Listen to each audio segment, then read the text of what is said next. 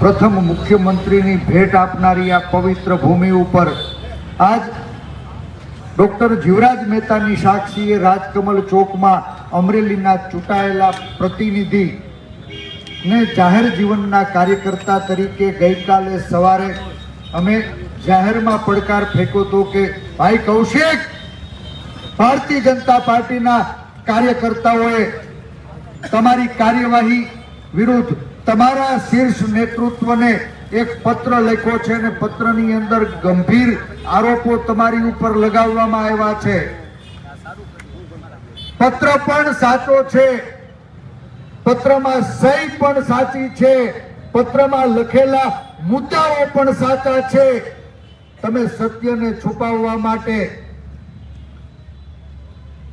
અસલી પત્રને તમારી આંગળીએ નાચતા અમુક પોલીસ વાળાઓ પાસે નકલી ફરિયાદ દાખલ કરીને નિર્દોષ લોકોને અડધી રાતે કાટલા પકડીને જેલમાં ધકેલવાનું પાપ કર્યું છે. ત્યારે રખેને તમારી ઉપર લાગેલા આરોપો એ ખોટા હોય તો આવો અમરેલીના રાજકમલ ચોકમાં મીડિયાના પ્રતિનિધિઓની વચ્ચે, અમરેલીના સાણા નગરજનોની વચ્ચે ખુલ્લા આર ને પાર જાહેરમાં ચર્ચા કરીએ. રખેને તમારી ઉપર લાગેલા આરોપો ખોટા તમે સાબિત કરી દેશો તો જાહેર જીવનના કાર્યકર્તા તરીકે એ ઉચ્ચ મૂલ્યોનું પાલન કરી અને તમારી હું જાહેરમાં માફી માંગતા શરમાઈશ નહીં. દુઃખ થાય છે, આજે 6 વાગ્યાનો જાહેરમાં સમય આપ્યો તો 6 વાગે આ મંચને પગે લાગી તન મન અને ધનથી મારો ઈશ્વર શુદ્ધિ આપે એવા આશય સાથે રાજકીય આંચળો ઘરે ઉતારીને અમરેલીના નગરજનોની વચ્ચે 2 વર્ષ પછી અમરેલીના પ્રતિનિધિને પહેલી વખત જાહેરમાં ચર્ચા કરવા માટે હું આવ્યો હતો. મને અપેક્ષા હતી કે અમરેલીનો પ્રતિનિધિ તો પાણીયાળો હોય ભાઈ, હે, અમરેલીનો પ્રતિનિધિ પાણીયાળો હોય. અમરેલીના લોકોએ નેતાને ચૂંટીને મોકલા હતા. આજ મને કહેતા દુઃખ થાય છે કે આ અમરેલીની પ્રજાએ જેને નેતા તરીકે ચૂંટીને મોકલા હતા ને એવા નપાવટ અને નમાલા નેતાઓ આજ 1.5 કલાકથી જીવરાજ મહેતાની સાક્ષીએ રાજકમલ ચોકમાં અમે જાહેર મંચ ઉપર એની રાહ જોઈ રહ્યા છીએ, હજી આવ્યા નથી. 6 વાગે, એક્ઝેક્ટ 6 વાગે મારા ટ્વિટર હેન્ડલ ઉપર ફરી મેં એને યાદ અપાવી હતી, એ ભાઈ કૌશિક, રાજકમલ ચોક તમારી રાહ જોઈ રહ્યો છે. આખા ગુજરાતના પ્રિન્ટ અને ઇલેક્ટ્રોનિક્સ મીડિયાના મિત્રો આ અસલી પત્રની ચર્ચાના ચોરા ઉપર આરપારની પારદર્શક ચર્ચાઓ અંગે ગુજરાતની સામે સાચું શું એનો નિર્ણય કરવાનો સમય પાક્યો છે. અમરેલીના શાણા મતદારો, નગરજનો, આગેવાનો તમારી રાહ જોઈ રહ્યા છે. 6 વાગ્યાથી અમે તો ઈન મીન ને તીન વધાસી એટલા બધાયા મંચ ઉપર છીએ. તમારી પાસે નગરપાલિકામાં સ્પષ્ટ શાસન છે, તાલુકા પંચાયતોમાં આખા જિલ્લાની અંદર બહુમતી છે, જિલ્લા પંચાયતમાં ભારતીય જનતા પાર્ટીનું શાસન છે અને તમારા આંગળીના ટેરવે નાચે એવા સાંસદ પણ અમરેલીના લોકોએ ચૂંટીને મોકલા છે. આજ અત્ર તત્ર સર્વત્ર સત્તાનું તમે કેન્દ્ર બિંદુ છો. તમે તો માનો છો કે આ બાકી બધા સંસ્થાનું વડપણ કરતા પદાધિકારીઓ છે ને એ તમારી આંગળીએ નાચે છે. તમારી આંગળીએ નાચે તો અમને કાંઈ વાંધો નથી, પણ એક નિર્દોષ દીકરી એને આ જાહેરમાં વરઘોડો કાઢી અને તમે નચાવવાનું પાપ કર્યું ને એનો અમરેલી હવે સવાલ પૂછવા જઈ રહ્યો છે. મિત્રો, 7:30 વાગ્યા છે. બધાય પોતપોતાની ઘડિયાળ ચેક કરી રહ્યો, 7:30 વાગ્યા કે નહીં? તમને પૂછું છું. 6 વાગ્યા વાગે આ ચર્ચાના જોરે મંચ ઉપર અમે તમારી રાહ જોઈ રહ્યા હતા, અમરેલીના લોકો તમારી રાહ જોઈ રહ્યા હતા, ગુજરાતના વહાલા પત્રકાર ભાઈઓ, નીડર પત્રકાર ભાઈઓ તમારી રાહ જોઈ રહ્યા હતા. એને અપેક્ષા હતી કે ચપટી વગાડીને આખા અમરેલીને નચવતા પાણીયાળા કૌશિકભાઈ અહીંયા આવશે અને મંચ ઉપર આવીને કહે કે મારી પીડિત બેન પાયલે મને પત્ર લખ્યો તો ને, પીડિત બેન પાયલે પત્ર લખ્યો તો કે ભાઈ કૌશિક, તમારી બેન ગુજરાતની એક દીકરી, એને અમરેલીની પોલીસે રાતે 12 વાગે એને ઘરમાંથી ધરપકડ કરીને લઈ ગયા છે. એને પોલીસ સ્ટેશનની અંદર પાટે હુગડાવીને પગે પટ્ટા મારવામાં આવ્યા છે. એની એક કુંવારી કન્યાનો જાહેરમાં વરઘોડો કાઢીને એની આબરૂનું નીલામ કરવામાં આવ્યું છે. બેનને અપેક્ષા હતી કે મારો ભાઈ કૃષ્ણ બની અને ચીર પૂરવા આવશે, ચપટી વગાડીને આ જવાબદાર જે કોઈ અધિકારીઓ કર્મચારીઓ હોય ને એને સસ્પેન્ડ કરાવશે.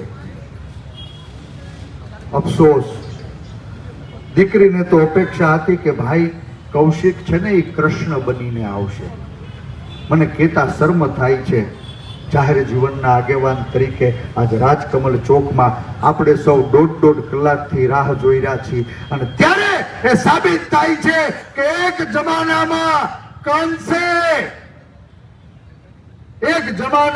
કંસે એની હગી બેન દેવકીને જેલમાં પૂરવાનું પાપ કર્યું હતું અને આજ કળિયુગના કંસે એક નિર્દોષ, એક ગરીબ, એક કુંવારી દીકરી એને અમરેલીની બજારમાં એનો વરઘોડો કાઢવાનું પાપ કર્યું છે. ત્યારે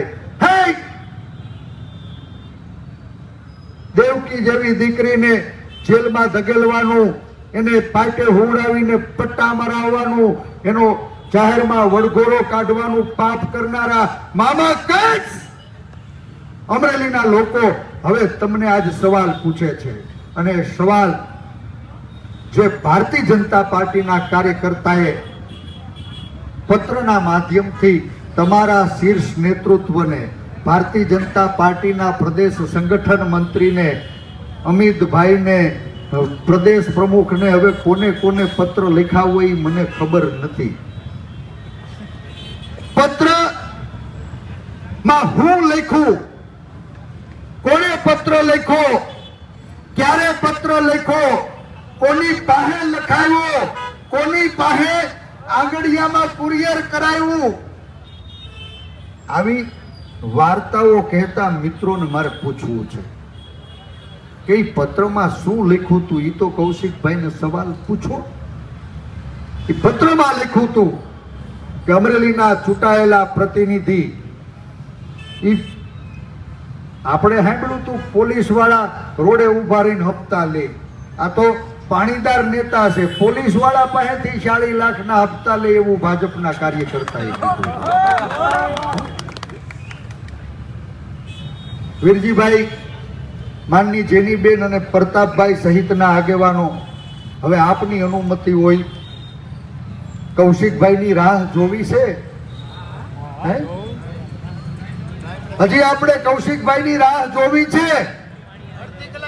7:30 વાગ્યા છે અને 7:30 વાગે આ જાહેર ચર્ચાના ચોરા ઉપરથી આ મુદ્દાઓ અંગે વીતેલા વર્ષોની અંદર અમરેલીની પ્રજાને જે યાતનાઓ ભોગવવી પડી, ચપટી વગાડીને અધિકારીઓને નચવનારા લોકો, ચપટી વગાડી અને ખોટી ફરિયાદ કરાવનારા લોકો, મારે અમરેલીની બજારમાં કેવું છે કે એક લંડનમાં બેઠેલો બરવાળા બાવળ, વડિયાના બરવાળા બાવળમાં ગૌશાળાની અંદર 15 લાખ દેનારો દીકરો ચપટી વગાડીને ભાઈએ તો ઓલો લંડનમાં બેઠો છે એની ઉપર આઈટી એક્ટની વડિયા પોલીસ સ્ટેશનમાં ફરિયાદ દાખલ થઈ. FRI ની નકલ મોકલાવી. ભાઈ આની ચપટીમાં તાકાત તો જોવો. ઔદ્યોગિક રીતે પછાત મારું અમરેલી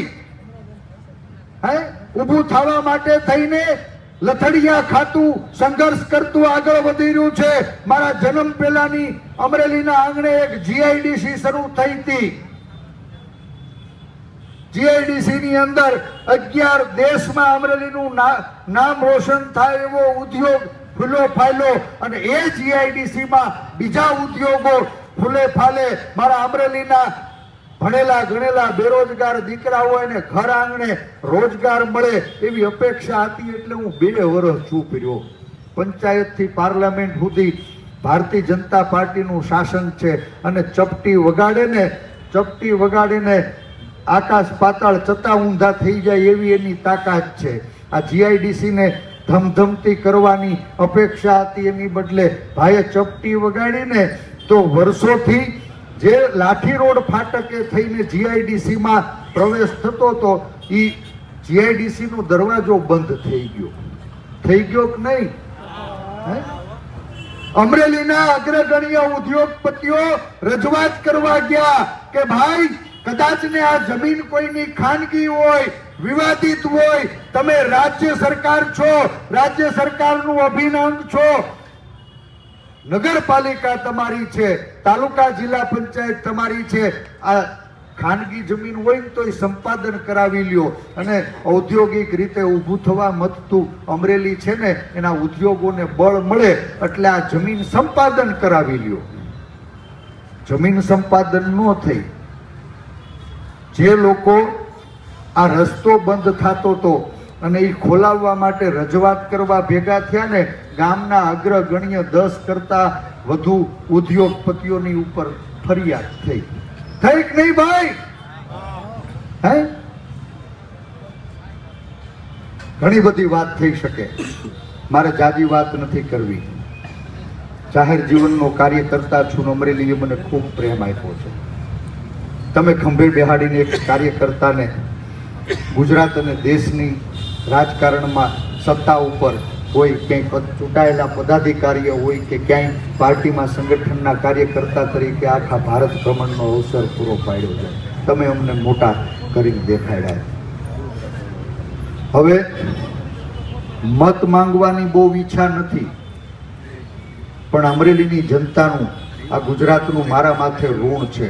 જાહેર જીવનના કાર્યકર્તા તરીકે અમરેલીમાં 18 વરણ કોઈની સામે ક્યાંય ખોટી આંગળી ચીંધાય ને તો કહીને જાઉં છું, બાપ કદાચ અમે હારી ગયા હશું પણ મરી નથી ગયા, અમે જીવીએ છીએ હો બાપ, હું જાતા નહીં. આટલું જ મારે કહેવું છે. અને એક પીડિત દીકરી, એક કુંવારી દીકરી, એક ગામડાની દીકરી, 7-8-10,000 પગારમાં ખાનગી ઓફિસે નોકરી કરતી દીકરી, એક નિર્દોષ દીકરીને તમારી સત્તાની સાઠ મારીમાં તમે ભોગ બનાવવાનું પાપ કર્યું ને, એને આ અમરેલી અને ગુજરાત માફ નહીં કરે એટલું ચોક્કસ કહીને જાઓ. આ અમરેલી છે બાપ. આ અમરેલીના આંગણે આપે જે સત્તાની એડીએ, સત્તાના અહંકારથી, સત્તાની સામાન્ય દીકરીના સ્વાભિમાનને કચડવાનું પાપ કર્યું છે ને, એનો જવાબ માંગવા, પીડિત પાયલને ન્યાય અપાવવા સામાજિક મોરચો હોય, રાજકીય મોરચો હોય કે કાયદાકીય મોરચો, અમે બધાય કાર્યકર્તાઓ વૈચારિક રીતે કોંગ્રેસ પક્ષના સાથીઓ છીએ, આગેવાનો છીએ. પણ અમે નિર્ણય કર્યો છે, આ મંચ ઉપરથી કોંગ્રેસનો કંઈ બોલવાના નથી. આ મંચ એ જનતાનો મંચ છે. અને આવતીકાલે સવારે 10 વાગે આજ જીવરાજ મહેતાની સાક્ષીએ રાજકમલ ચોકમાં એક પીડિત પાયલને ન્યાય અપાવવા માટે થઈને નારી સ્વાભિમાન આંદોલનની અમે શરૂઆત કરવાના છીએ. કૌશિકભાઈ, અપેક્ષા હતી કે તમે આવશો, પણ અમારી અમરેલીની જનતા અને ગુજરાતની આશા ઠગારી નીવડી છે. અમરેલીના લોકોને એમ હતું કે અમે નેતા ચૂંટીને મોકલા છે. આજ અમરેલીના લોકોને એ વાતનો અહેસાસ થયો કે આ તો, ફરી વખત મારે શબ્દોનો ઉલ્લેખ નથી કરવો, આ નપાવટ લોકોના હાથમાં રાજ આપ્યું હોય એવું આજ ગુજરાતના લોકોને અહેસાસ થઈ રહ્યો છે. ખબરદાર, આ ગુજરાત એ ગાંધીના સંસ્કારથી ચાલશે, આ ગુજરાત એ સરદારના સ્વાભિમાનથી ચાલશે, આ ગુજરાત એ બાબા સાહેબના સંવિધાનથી ચાલશે. અને ક્યાંય સત્તાના જોડે તમે સંવિધાનને કચડવાનું પાપ કર્યું, કાયદાને તોડી મરોડી અને તમારી આંગળીએ નાચતા કાયદાથી રક્ષણ કરવાની જવાબદારી હતી એવા એ કાયદાના રક્ષકો જો ભક્ષક બની અને એક દીકરી એની આબરૂનું નીલામ કરશે ને તો અમે આ લડાઈ આવતીકાલે સવારે ડોક્ટર જીવરાજ મહેતાની સાક્ષીએ રાજકમલ ચોકમાં શરૂઆત કરીએ છીએ. અને કૌશિકભાઈ, સત્તાનો બહુ અહંકાર હોય અને લડવાની તેવડ હોય તો આ ચર્ચાનો ચોરો હતો ને હવે કહીને જાઉં છું. અમરેલીના લોકો પરેશ ધાનાણીને ઓળખે છે. આ સફેદ બુસ્કોટ પહેરતા ને ઈન મારતા તો તમે શીખવાડ્યું, બાકી બુસ્કોટને ગાંઠ મારવાનું અમે ભૂલી નથી ગયા. આ કહીને જાઉં.